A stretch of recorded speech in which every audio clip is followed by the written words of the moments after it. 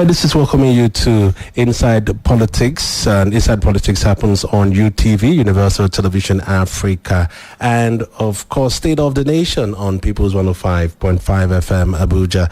I'm your regular host. My name is Maduka Ujimado. Thanks for joining us today. Yes, we've been telling you it's political season, so you should be expecting lots and lots of conversations surrounding Nigeria's politics, and we'll be expecting those who are aspiring to leadership in Nigeria to come here and talk to you about what they have in store for Nigerians. We have a very unique guest today, and that is in the sense that it's not the kind of guest that we're used to coming to talk about the kind of things we want to talk about this morning. But these are days of trailblazing, and when we see trailblazers, we do not let them pass us by. We bring them to you so that they can talk to you and you can have a feel of what they have in store. Now, when I read out her CV, you will understand why I am saying this. But by introduction, my name is Maduka Ujimado. Of course, I'm your regular anchor. I need no introduction. In fact, very little introduction. But then, hey, if I don't introduce myself, who will? Now, my guest today is a lawyer and a fellow of the Chartered Institute of Arbitrators, UK. She's a governance expert, a published author, and civic leader. She's now a presidential candidate, and her aspiration represents a combination of world-class intellectual preparation and 12 years of direct community engagement, which spans across all the 6 geopolitical zones of Nigeria. And this is rare in the Nigerian presidential field, and very few people come that prepared. She is the declared presidential aspirant of the Democratic Leadership Alliance, DLA, and she's gunning to become president for Nigeria come 2027. Now, if she's elected, she says she is going to bring something new to governance in Nigeria, aside from having the distinguished honor of being Nigeria's first female president. It's bad enough we've not even had a female vice president, so that gives you an inkling of how huge this is. And to get this aspiration done, she's using the 5-pillar governance platform known as the DARE agenda. That's spelled as DARE. If you know somebody whose name is Dare, yes, DARE is spelled the same way. And this agenda is built from institutional expertise, practitioner knowledge, and direct engagement with the lived reality and experiences of ordinary Nigerians. She has so many acronyms at the back of her name, but I would want to simply introduce her as Bisayo Busari-Akinnadeju. Your Excellency, good morning. Great to have you with us this morning. Good morning, and actually, thank you for having me. I like what you've read. But the truth is, I actually like to describe myself in a very short way. I say my name, and I tell you what is most important to me, which is that I am a Nigerian. And that is the highest of all the credentials I could have at the moment. Being a Nigerian, yes, a distinguished and very proud Nigerian. Welcome. Permit me to call you Your Excellency. As lawyers like you would say, equity regards has done that which ought to be done. For you to have aspired to be president, you're as good as a president. And it sounds fresh referring to a woman as Your Excellency, Madam President of Nigeria.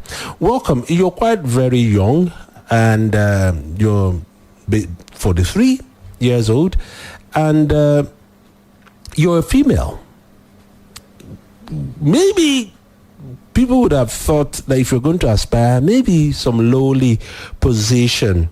Even though we talk about how politically advanced Nigeria is and how inclusive we are, even though some statistics may not look very good to support that inclusivity, what actually made you, as young as you are, and all female that you are, a married mother of 5, decide that you want to become president? You didn't see councillor, you didn't see local government chairman, you didn't see commissioner, you didn't see House of Assembly, even House of Rep, or to manage Senate. You went all the way to the top. Talk to us.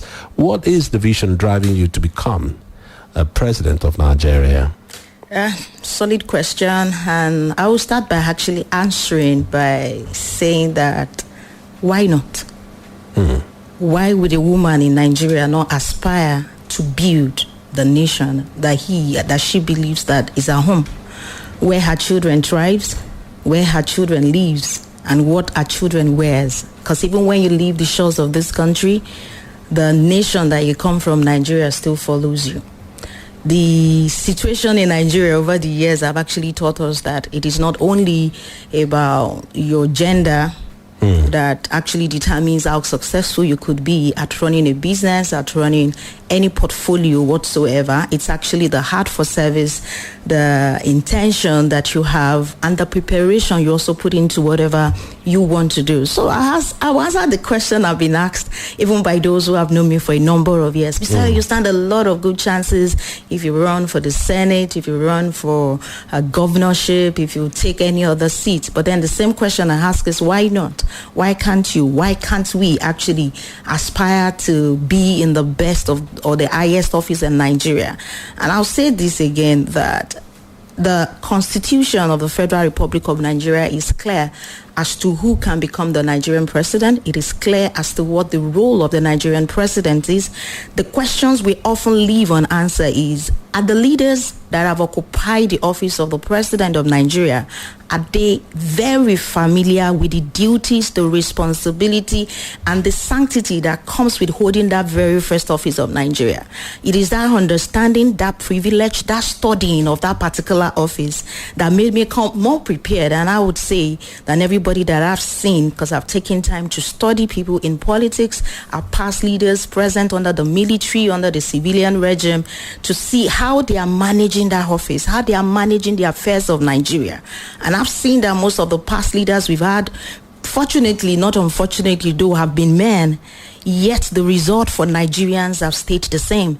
We've had people who come into the office with credentials, and what we're offering Nigeria right now, it's someone that is not coming with the same credentials of those who have brought us to where we are, almost at a standstill, where the economy is crawling, where children are crying, where mothers, when your child leaves the house, you're not sure of their return. You have to pray more than an average human being anywhere else on the earth. And I believe this is a time for Nigerians actually to dare, and that's actually where the agenda came from. To dare, I dare to lead. Nigerians would need to dare to rise. We need to believe in ourselves and stop thinking that leadership in Nigeria has to be recycled by those who are in power, whose name are known, who have the resources probably secured by being in an office. So we've seen leaders in Nigeria in the last 27 years that come with credentials as, I've been a governor of a state, I've been a vice president, I've been in the Senate, I'm a running president, I'm a past president, all asking to return to the same table or to the same field that they have operated on, and our lives are not yet better. Why are we still clamoring for the same of the same if we really say we want a new Nigeria? And I will leave us on this note that you can't keep doing the same thing. They say it is madness to expect a different return when you keep exercising that same routine. You ask for a change, but you bring the same hand. You bring the same old hand. You change it, but you are still using the same spanner. Nigeria deserves a better country. Nigerians deserve leadership that identify with them. Nigerians deserve someone who is from them and not out of them. And I'm not polarizing Nigeria on the basis of religion or tribe. I'm talking in terms of the majority of Nigerians who are on the other divide when it comes to the economic empowerment, when it comes to the reality of their lifestyle, when it comes even to their proximity to the governance of a country that is theirs. And that is why for the last 15 years of my life, I've run a campaign called the I Am a Nigerian campaign. It's a simple message to every single Nigerian that you need to be proud of yourself, regardless of your gender, regardless of your background. I am just the child of a principal of a secondary school in his lifetime, but I'm aspiring for the office of the Federal Republic of Nigerian presidency, and I believe every single Nigerian that qualifies by law and by preparation and competence can actually aspire to lead the country. Once you have the heart to do it, once you have the readiness in mind,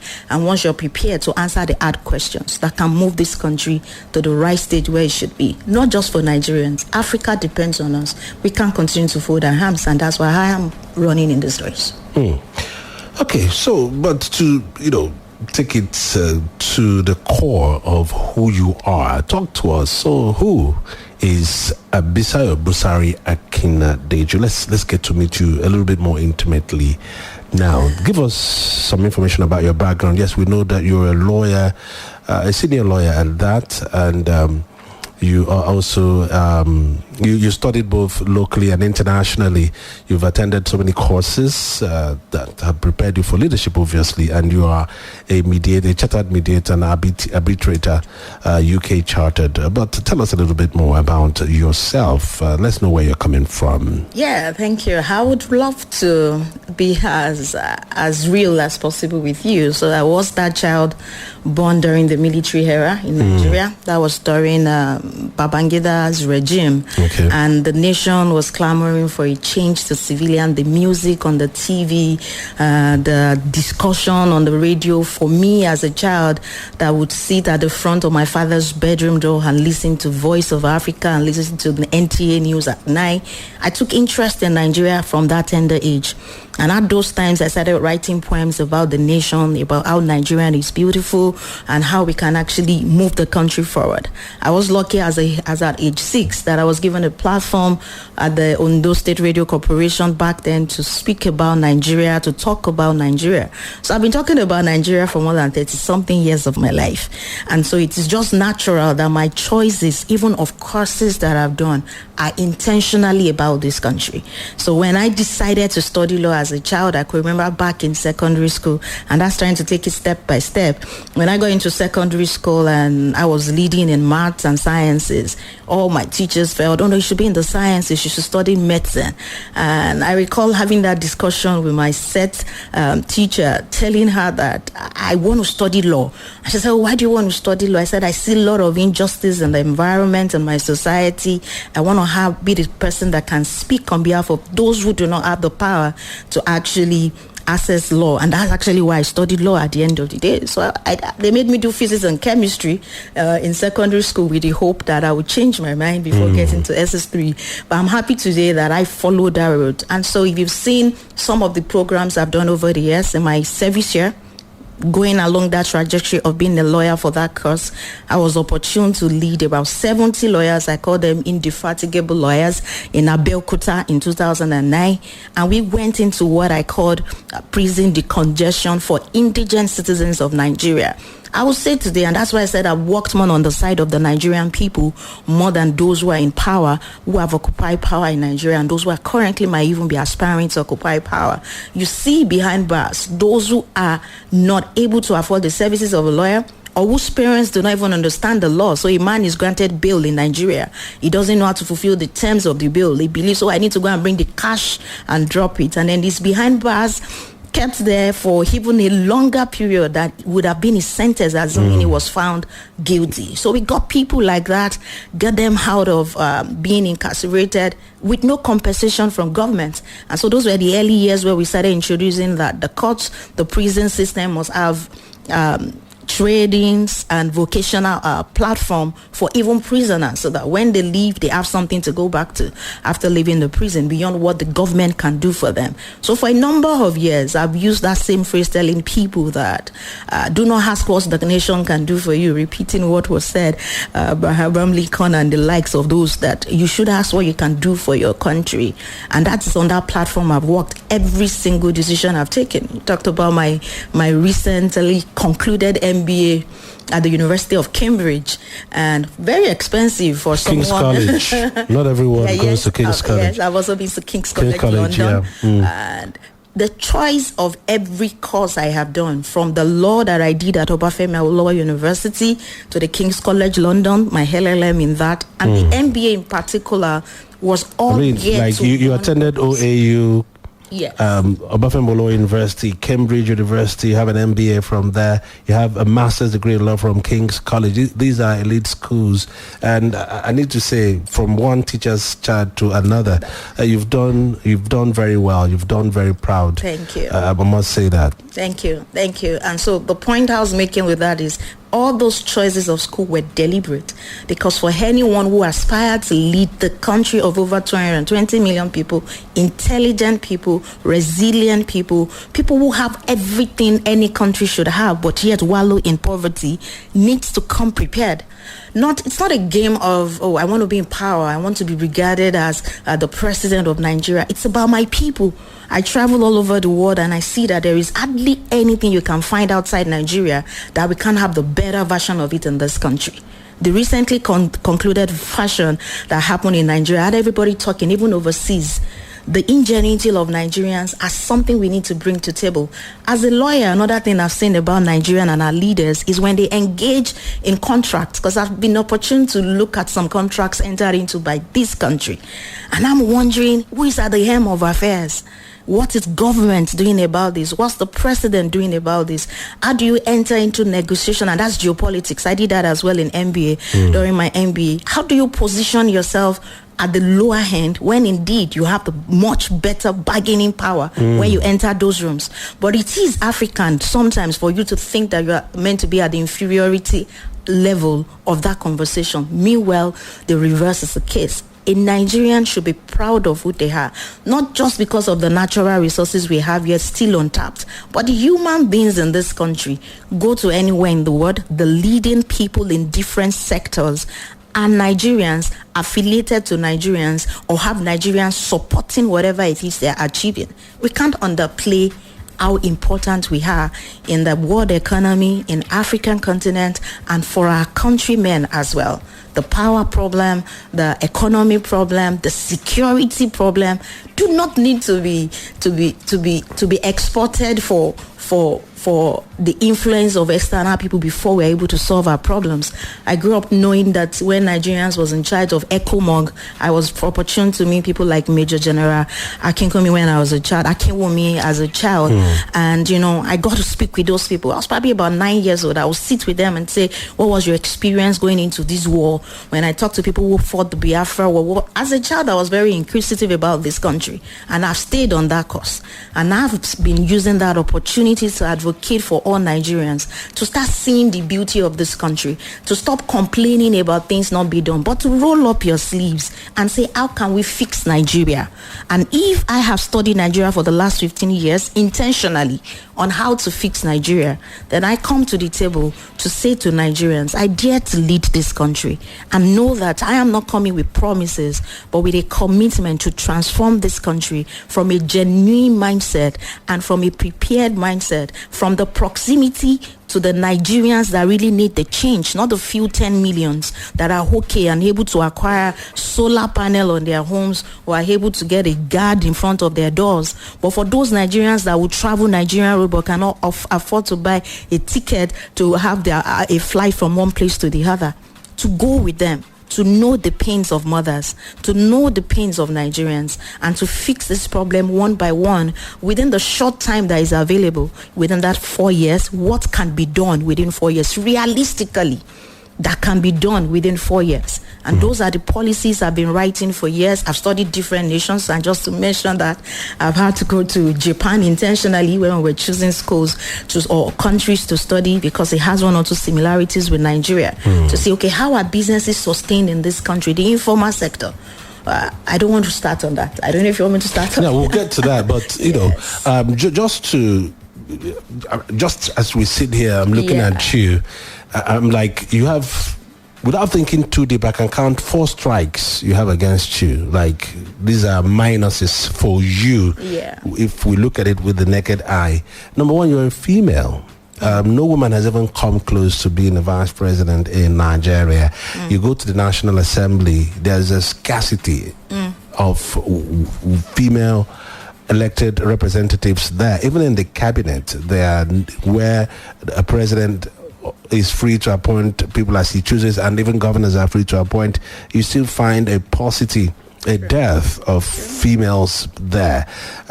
Don't you think being a woman is one strike against you? That's one. No. Number two, I would, without being disrespectful, call you a rank outsider as far as Nigerian politics is concerned. You there's no history of you being in any political activity before now, partisan political activity. You just dive in. It's like swimming. You didn't go through the shallow end of the pool. You decided to go to the deep end. Thirdly, you are running under a political party, Democratic Leadership Alliance, which is one of the youngest political parties in the country. In Nigerian political parlance, we would say you don't have any structure. You are still learning the ropes, as it were, of navigating the political space. And then the fourth one, very importantly also, the man who's on the seat has said it is his turn and he's not looking back. He wants a second term. What makes you think that you can surmount all of these and then not just push aside the incumbent president, but the other men who have also put them? I don't know about your political party, who else is aspiring there. Probably you have to elbow your way through those men there and then elbow your way through the other men running against the president before you now confront the main man himself to beat him. Isn't this enough for you to just say, I give up, let me go back to my 5 children and my husband and rest? Thank you.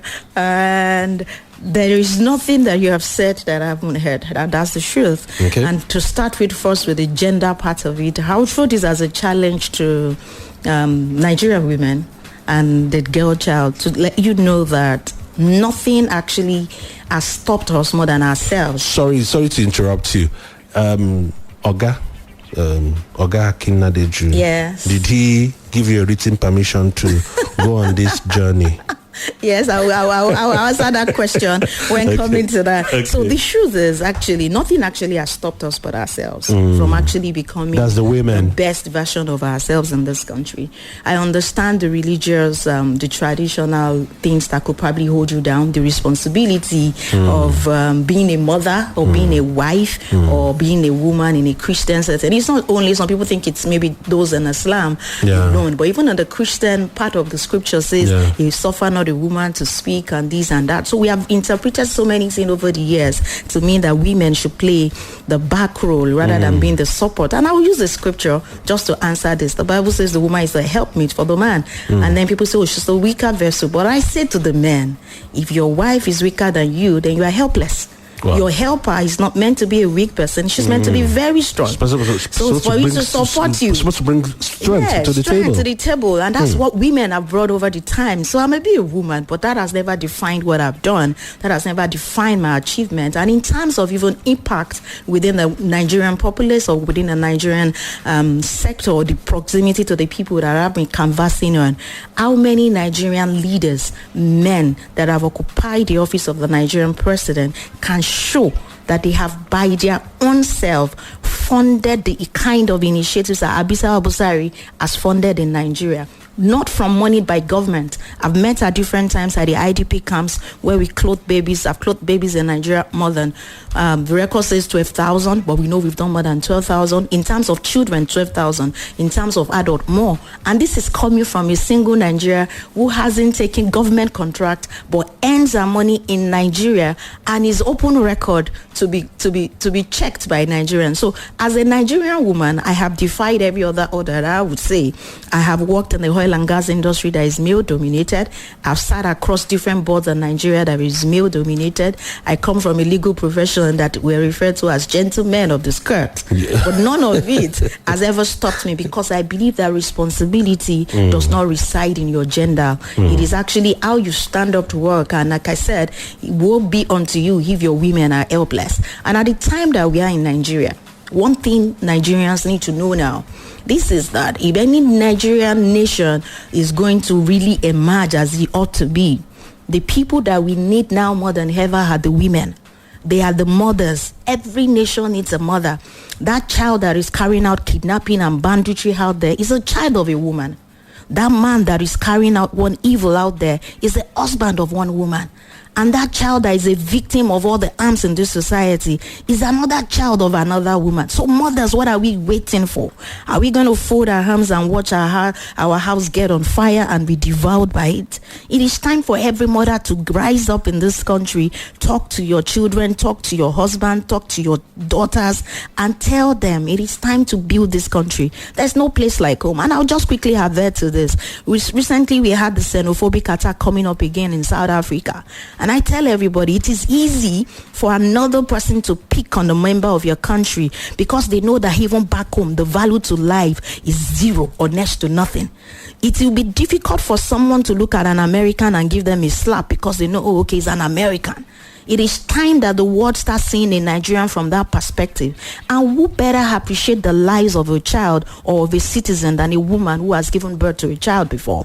You know what it takes to carry a child in your womb. You know what it takes to have a nation go through all that Nigerian has gone through, and we're still standing. So I am not running on the fact that I'm a woman because I said I've worked across both men and women. I've worked across different sectors, and I believe that I've never been deterred. And I'm not going not supported by men. I need to mention that. So I'm a lover of boy child. I tell everybody, when you focus too much on the girl child, she will probably end up in the house of that boy that will beat her up or do everything. So we can't neglect the boy child. And I have the privilege to have the support of my father as a young child who has never looked at me as a girl child and allow me to explore, allow me to do the things I want to do as a Nigerian child. And my husband, I would need to actually acknowledge him. Everybody in my group call him my number one fan. He encourages me and then he supports me. And as a mother, I need to say that because that's one of the reasons that women will find difficult. I give glory. In Yoruba land, we say you don't count children for a mother. So biologically, yes, I've been able to go to the labor room, experiences the different types of giving birth and having 5 Nigerian children. But above that, I have more than 5 biological children. I have ones adopted. I have ones that work with me. Every child I've ever clothed in Nigeria, I regard them as my children. And so for a long time, I've always also advocated that we need to have Ministry of Children Affairs in Nigeria. We say they are the future of tomorrow. So we need to look at that. So on the gender basis, I do not see any disadvantage when it comes to that. It's about competence. We're not going to be looking at who will lead Nigeria because of the gender, the skirt you're wearing or the trousers you're wearing or the shape of your head or the length of your of your height. But the truth is, what are you bringing to the table? We talk less about that. We need to focus more. What exactly are you bringing to the table? This is the same campaign promises we hear, and we will still hear them between now and January 2027. People will come, they say, we'll give you power. Please, I wrote a book in 2017 called Project One Nigeria. And when I wrote that book, I reprinted or reproduced the speeches of the past Nigerian president right from inception to the very moment. Check the one said by Gowon, check the one said by Obasanjo when he came in as a head of state, check the one that when he came in as a civilian president. They are addressing the same issues. We will bring better education, we'll give power, there will be security. The problems of Nigerian dish start today is the same thing. And so that's why I said what we've had is we've been that the ranking we talk about is a rank of men that have taken us in circles, because most of the times we have leaders who are fighting for their interests. Apart from the sitting president, even those who are currently aspiring to sit the president, what you would hear is, let us go and rescue Nigeria. Then the next question you should ask them, rescue Nigeria from what and to what? Do they have step-by-step clarity on how they will move this country forward? Or is it just things sat down where you sit down at the airport, you just scribble it down, you probably contract it out to some people, write this policy, and then the governor or the president is not even familiar with the problem or the solutions. So when things come to his table, he would want to address it, but is it really with a very keen eye on what is happening in the Nigerian sector? I would refer slightly to something that happened and every one of us have talked about, and I've heard people say, oh, this is true. The best thing that could happen to a country is to have tax reform. And before I go to that, I'll still go again to the first one, subsidy. Can we talk about subsidy? Every Nigerian knows that we all wanted subsidy removed. There was a time we didn't want to remove it at the time of occupying Nigeria because everybody believed it was going to run hardship on Nigeria.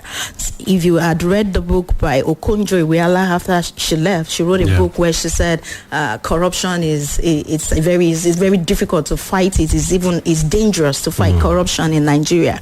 And she talked about her experience during the occupying Nigeria period when they tried to take off subsidy. And we have those who are in current government now at that time advocating that, no, you can't take off subsidy.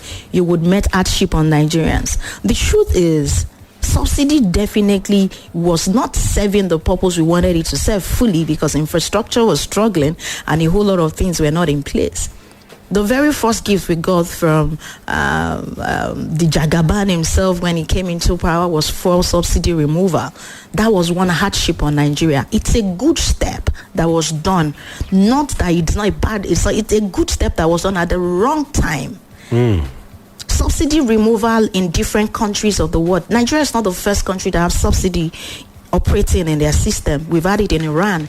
We've had it in so many other countries. How have they removed it? Did they suffer from it? Those are the intentional studying of something before it is done. What were the mitigating factors put in place for Nigerians when that subsidy was being removed at that inauguration speech, or set in place by the previous administration and addressed by the incoming president at 2023?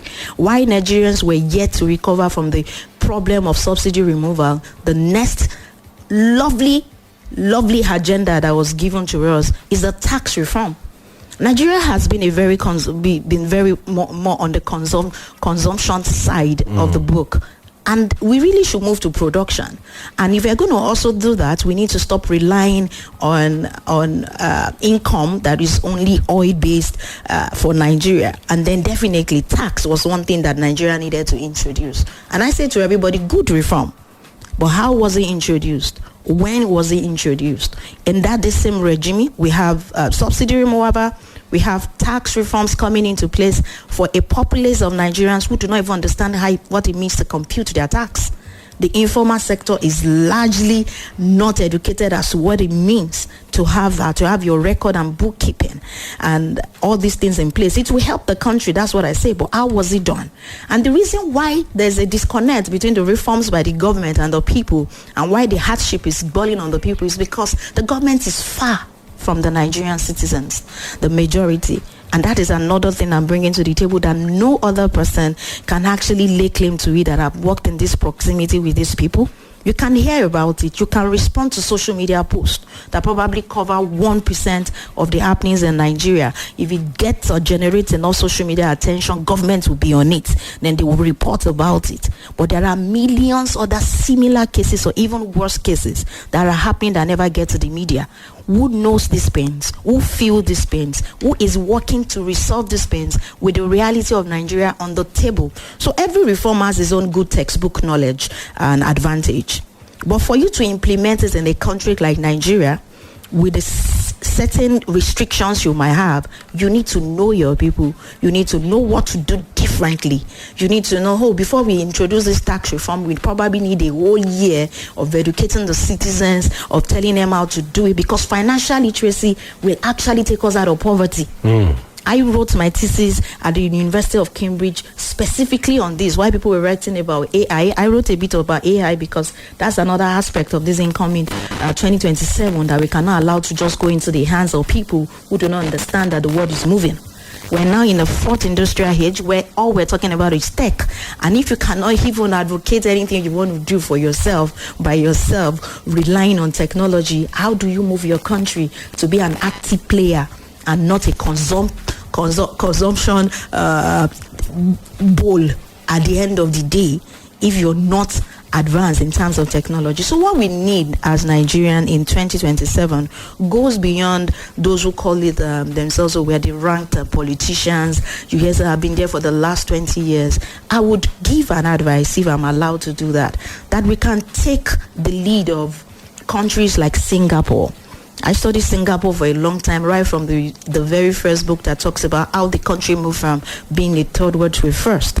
And when I read the story of Lee Kuan Yew, he had 30 years, yes, number of years. But even if you don't have 30 years, there are a lot of principles that we can take from Lee Kuan Yew.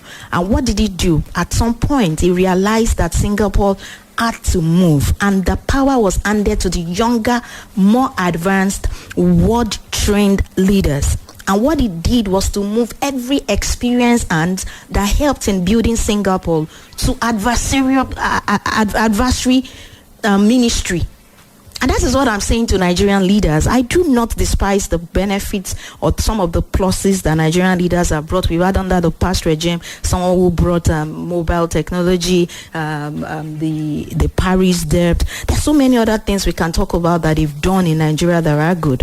And I'm saying if you really love Nigeria, there's a time to leave the stage when the ovation is loudest. Come into the advisory group. Give us the advice. Trust that the young Nigerians that you claim to have been training for the number of years are now capable of running their country and leaving a better country for our children. The future you've always talked about when we were young is now here. If you refuse to leave and decide to keep on staying in power and revolving it around you, then you have failed, because the success of anybody is to have a successor that you can actually be proud of. Not a rotation, but competence. Trust that Nigerians can actually rule this country by themselves.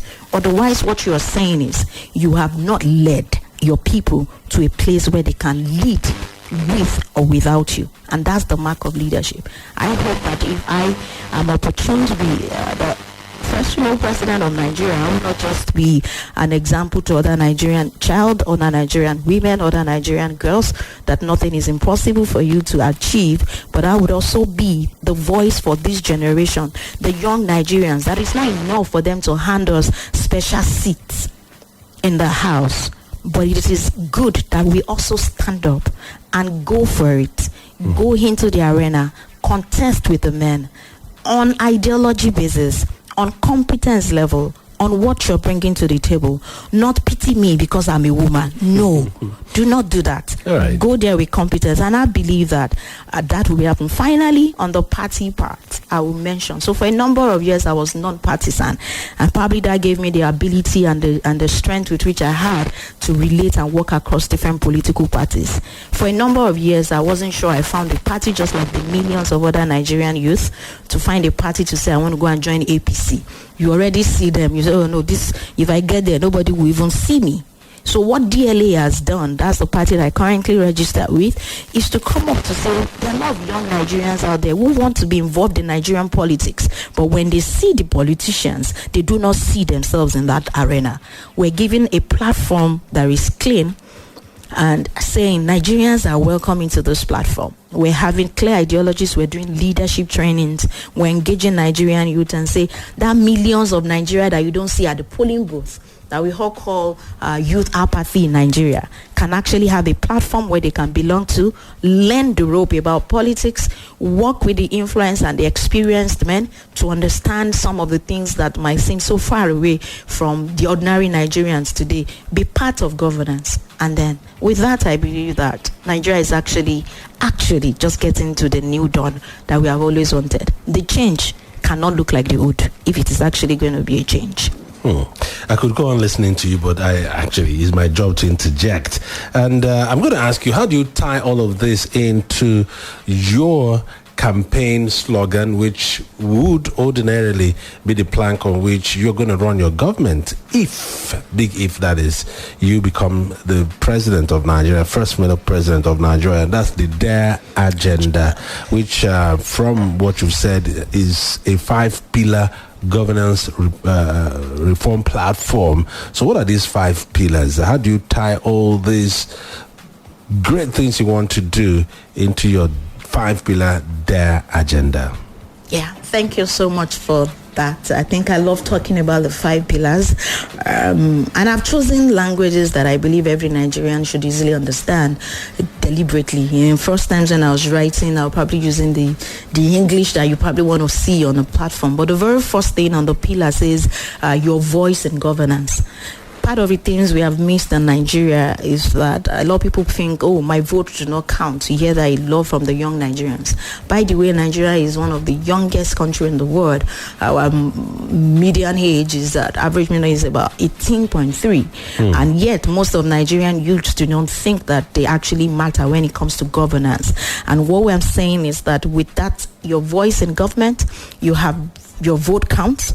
before budgets are decided in Nigeria, it actually involves a platform where we have the community monitoring of every project, local governments that answers the people, not to any godfather above it. You're not a bystander in your own governance. You're not just reading about it on the news. You have participated at the ward level. We only just go to the ward level for votes in Nigeria, but there should be governance starting from that level. Whether local government requires, what is needed at that basic level, the health of the people, the statistics from those points, the strength of that local government, and even the weaknesses, that would help shape the budget of the country. And so your voice has to count if you're actually going to enjoy Nigeria, and that's the number one thing. And I'm saying to Nigerians, if you dare to rise with me, definitely we're going to have what we call your voice in governance, where we work together. The second one is an economy that sees you. You would see on the news where we say, our GDP has been rebased. We now have an improved economy. You hear all of this and you're wondering, how has that affected my life? I was still earning 70,000 naira last year. I'm earning 85,000 naira this year, but my transport has increased from 30,000 to 90,000. That economy does not see the average Nigerian on the street, and that is one of the major pillars by which we're running this economy. An economy that sees the informal sector, which is one of the greatest pillars of the Nigerian economy. It is the backbone of the Nigerian economy. The traders that you ignore, you do not know that they actually contribute 93% and above to the Nigerian GDP. So they receive the least credit. You can't get to money in bank is reserved for the rich. So, but our policies would not just bring all these things to the table and ensure that attention is given to this sector of Nigerians. And if you are able to lift the majority of Nigerians out of poverty through financial literacy, to access to credit, to recognition, through dignity for their work, it's in Nigeria that you look at a plumber and you feel, why do you want to be a plumber? But abroad, plumbers earn even more than a graduate in Nigeria. So we need to bring integrity and dignity back to this sector of Nigerian businesses. Our tailors are the best in the world. That can be showcased. So we've left a lot of things that dovetail into the third pillar of our agenda, which is our culture, our wealth. I'm Nigerian. I'm proud being an African woman, proud of the color of my skin, proud of everything that makes me an African woman. The Afrobeat we've seen, the Nollywood we've seen, I've done and I've shown that even without government input, Nigerians in their own indigenous ways and ability can actually attract income into Nigeria if well positioned. Not that you are very good in Nigeria, but then you are signed by another country, another company abroad that takes off almost all the percentages of the profit you should have as a Nigerian. But if the country pays attention to this area of our life, our culture, our heritages, are so many things. The museums, and when you travel abroad, for most Nigerians, you go sightseeing, you go on tourism. What are you doing when even back in Nigeria, if we develop this aspect of our country, countries like Dubai, countries like the UAE and then all these Emirates that are rising up, they're doing so on the basis of tourism,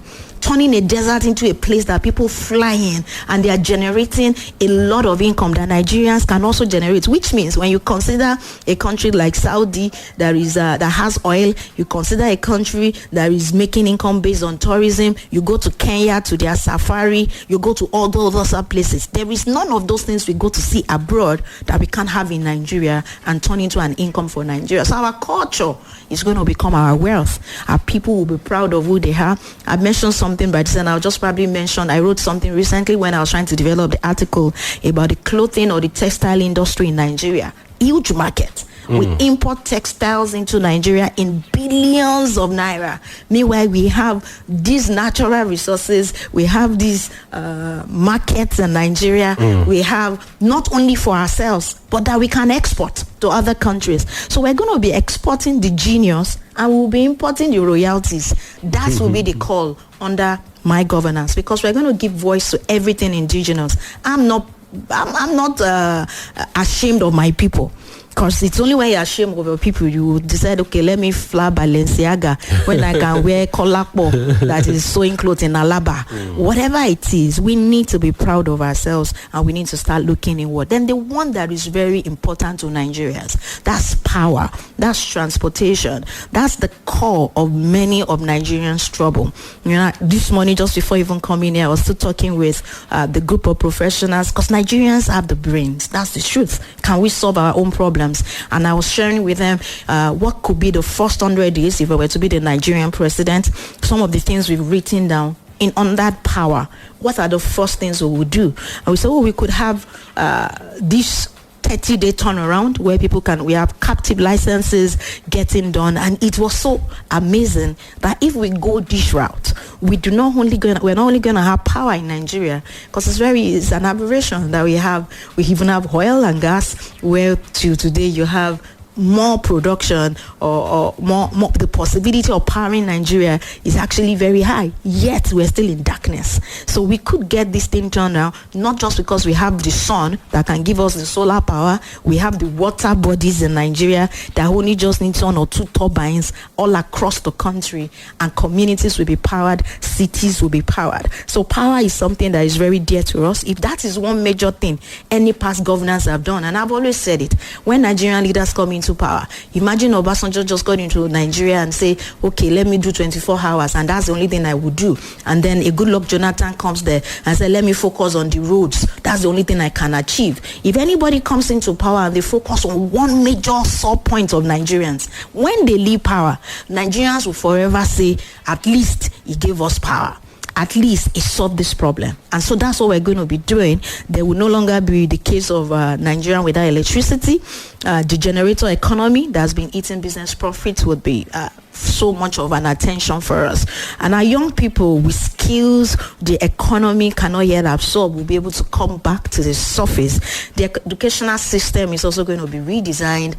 Even Nigerian civil servants will start patronizing smart formal wears made in Nigeria. We don't need to tie suits and ties in very hot regions when we can wear our Ankara well-tailored smart. And when we have official functions that involves abroad or Nigerian or white people coming into Nigeria, and we want them to make them feel at home, we can decide to wear suits. Otherwise, every Nigerian, even uniforms in secondary, primary school level, at public level, at least public school level, institution level, should start reflecting our culture. Why are schools importing uniforms in Nigeria when we can have our own adire sewn into very smart clothes? Nigerians will be proud of themselves. Even people abroad will copy your styles, which we've seen happening over the years now. They are now going the way of Nigerians in terms of their wares, in terms of their dressings. Why are we late in our own business? So we need to do that, and those are one of the things we will do. And finally, I will end on this. One thing Nigerians can be sure of under my administration, as God permits, is a government that keeps his word. My word is my bound. And I say that in the midst of them all, I'm still the least expensive so far that I've met running for the office of the president in 2027. So I don't have a godfather to pay back. I have Nigerians to let me use the word to impress, if I can borrow that word. But then the truth is, I have Nigerians to lift. I have Nigerians to work with. I have Nigerians to give my feedback to. I want everything I will be doing and my performance to be based on something that is published, that is measurable, that have real consequences, that have real-time tracking of every naira of government spending, because it matters. Civil service reform, judicial independence. Thank God for my legal background, because Nigeria needs a lot of reforms, and that will also come into play. So you have a government you can hold accountable. I am one of the many Nigerians that want a change, and it's not just asking for a change, but it's going for the change. And I hope with my Dare agenda, Nigeria will dare to rise with me on this campaign. All right, thank you so very much. I wish we could go on and on. I actually have enjoyed listening to you, but time is up, and as the campaigns progress, I do know we'll be able to bring you back into the studio to also talk to us some more. Thank you so much for coming today. Thank you for having me. It's a pleasure being here and speaking out my passion. I can talk on and on about Nigeria without stopping. All right, if you've been listening to us, our guest has been Bisayo Busari-Akinnadeju, LLB OAU, MBA Cambridge, LLM King's College, FCIRB UK. Solid CV. She's running for president under the Democratic Leadership Alliance, which is her political party. She's expounded her thoughts so well. And Madam Abisa, I wish you all the very best, and do hope you emerge successful in not just this but many other things that lie ahead of you. Thank you so much. Thank you so much again to all Nigerians. Nigeria will rise, and we will indeed have a new Nigeria we all can be proud of. And that's why we wrap it up today on UTV Africa and People's 105.5 FM Abuja on this political discussion. Come back next week, same time, for even more. And remember, keep it locked where you found us. My name is Maddox Maduka Ojumadu. Enjoy the rest of your day.